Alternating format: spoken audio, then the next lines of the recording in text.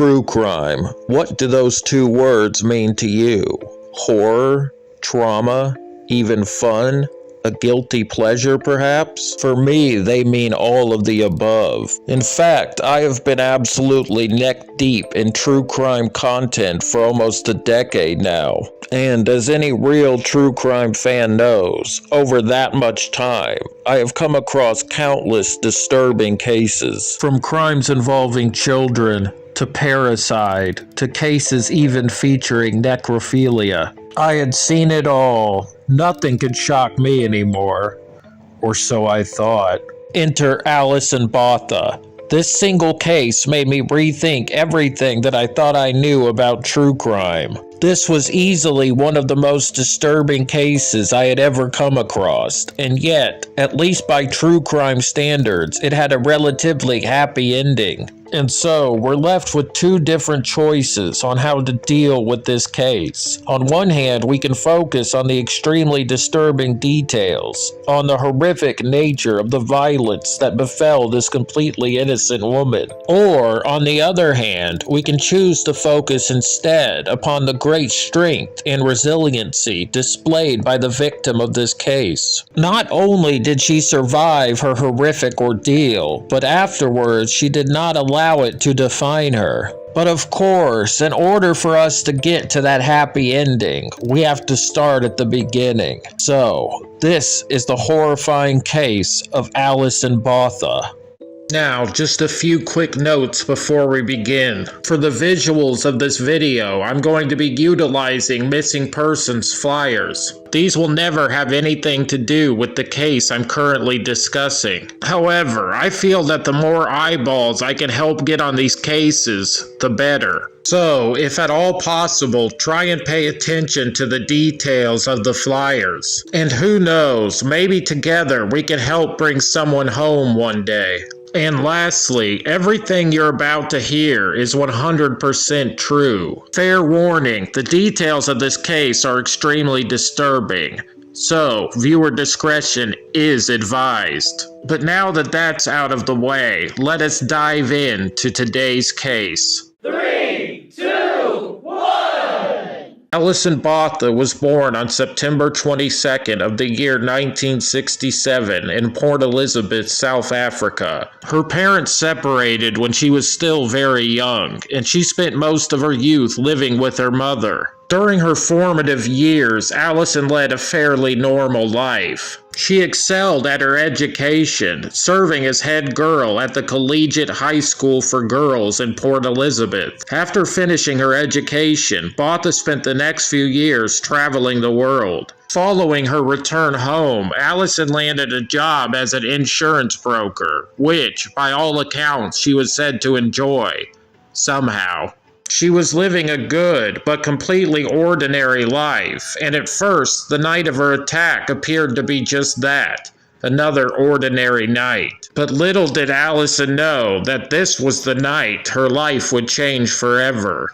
After hanging out and socializing on the beach with some close friends, Alison brought them back with her to her apartment in order to enjoy some pizza and games. As the night began to wear down, Botha offered to give her last remaining friend there a ride home. Following this, Alison headed back to her own apartment, but unfortunately she would never make it inside. By that time, it was around 1 o'clock in the morning, and, completely unbeknownst to her, a killer was lying in wait. Unfortunately, on this particular night, Alison's usual parking spot, which was located right in front of her apartment, was already taken. This forced Alison to choose a much more secluded spot, parking in the darkness cast by a large tree. As Botha was in the process of parking her car, a man with a knife wrenched open her driver's door. This man ordered her to move over or he would kill her on the spot. Understandably petrified, Alison did as she was told. The man then took control of the vehicle, speeding away into the dark night. The kidnapper identified himself as Clinton and assured the terrified Botha that he did not wish to harm her. Instead, he promised, I quote, "I just want to use your car for an hour." This was a lie, of course, as was the name he'd given. The supposed Clinton was really a man named Franz Dutoit.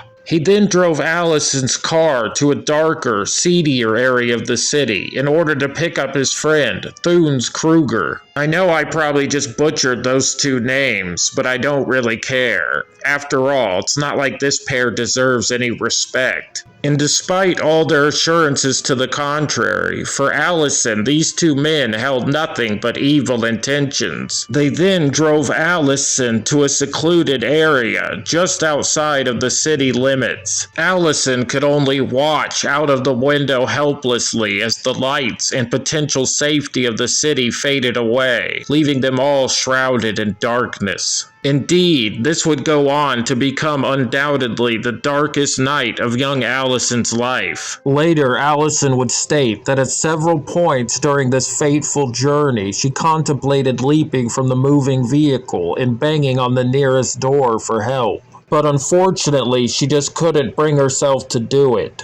She was absolutely frozen with fear. We all like to envision just how we would react in a situation such as this, but until it is really happening, there's just no saying for sure. And I highly doubt that most of us would acquit ourselves anywhere near as well as Allison Botha. After arriving at their secondary location, the two perpetrators explained to their victim that they were going to sexually assault her. They actually had the unmitigated gall to ask her whether she was going to attempt to fight them off or not. I mean, how fucking sickening is that? Utterly trapped and justly afraid for her life, Allison assured the two men that she wouldn't fight. The pair then proceeded to both brutally take advantage of her. However, unbeknownst to Allison, there was more to their sick plans than just assault. They were determined to murder her as well. I guess they just weren't satisfied by all of the atrocities they'd already committed that night. With their evil minds made up, the men decided to attempt to suffocate their innocent victim to death. One of the men wrapped his strong hands around Allison's throat and began to squeeze, choking her. But although she lost consciousness for a while, Botha stubbornly clung to life, denying the two men the desired climax to their horrific deed. Growing frustrated with Allison's resiliency, the pair of criminals decided to up their heinous violence to the next level. Allison begged them not to kill her, to which the men just shrugged and uttered the single word, "Sorry." But they weren't sorry. Monsters such as these are entirely incapable of feeling remorse at their actions, no matter how morally depraved. Annoyed that Allison was still somehow alive, the two men proceeded to stab her in the abdomen over 30 times. Following this incredibly brutal attack, the men assumed that their victim had finally passed. But then, unfortunately for Allison, one of them spotted her leg still twitching, and not satisfied with the brutality they'd already shown her, one of the men then grabbed the knife and began to hack and slash at her neck.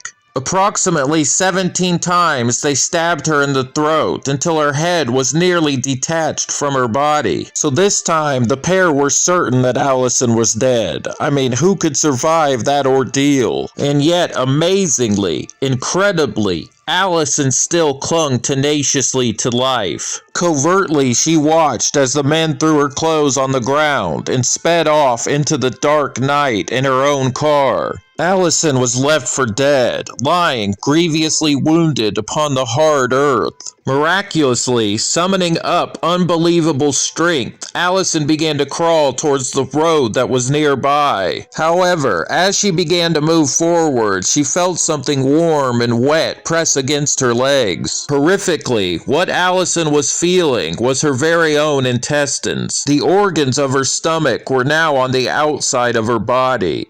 She had been disemboweled. Botha realized then that she very likely might die, and so later she would say, quote, "I realized I had to at least leave a clue about who did this to me." And so, after overhearing the men mention their true names, Allison decided to write those names in the dirt, as well as with the words, "I love you, Mom." Following this, however, Allison soon became aware that she wouldn't be able to drag herself across the hard ground, all the way to the road with her intestines trailing behind her the whole while. And so, she made the incredibly difficult decision to try and stand up. This move offered little reprieve, however, for as soon as she stood up, her nearly severed head flopped back upon her shoulders. I mean, can you even imagine going through something like that? Allison is much stronger than I am, that's for sure.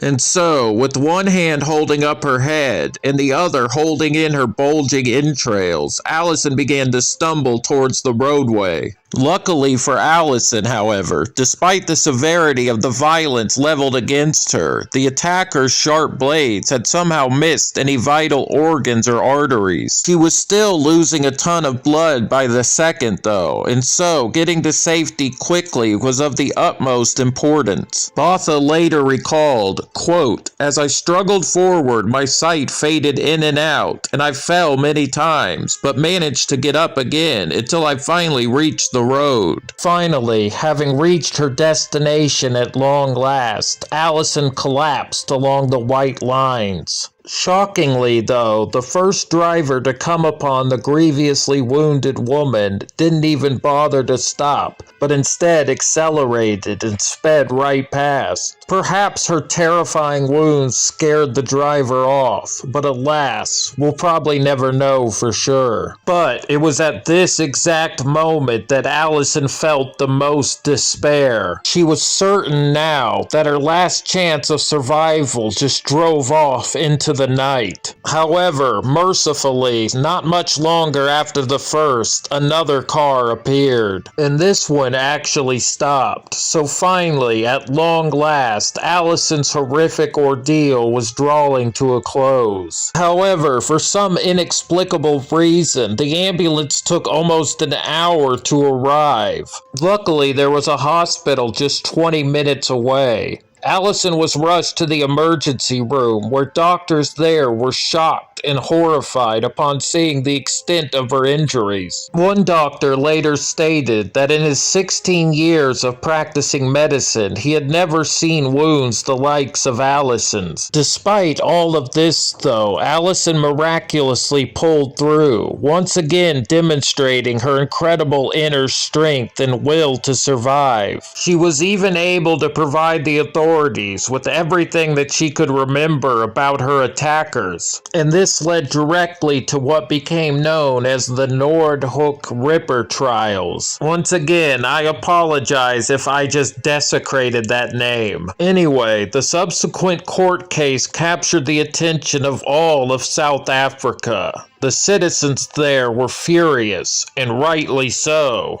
In the end, both Frans Dutoit and Theuns Kruger pled guilty to 8 charges, including kidnapping, sexual assault, and attempted murder. This was due in large part to Allison's own testimony. Against her own doctor's advice, Allison bravely removed her breathing tube in order to testify, leading to both Frans and Thune being found guilty and subsequently sentenced to life in prison. Thank God. However, after serving 28 years in prison, both men were sickeningly granted parole in July of 2023. On the other hand, Allison herself would go on to travel the world, discussing her ordeal. In 1995, Botha won the prestigious Rotarian Paul Harris Award and would go on to mother 2 children. So, I guess at least some scary stories do have happy endings after all. I really hope you guys enjoyed this video and will consider subscribing to the channel. Every sub helps immensely. If anyone has any knowledge on the missing people's cases shown in this video, please contact the details that were provided. Thank you all very much. Until next time.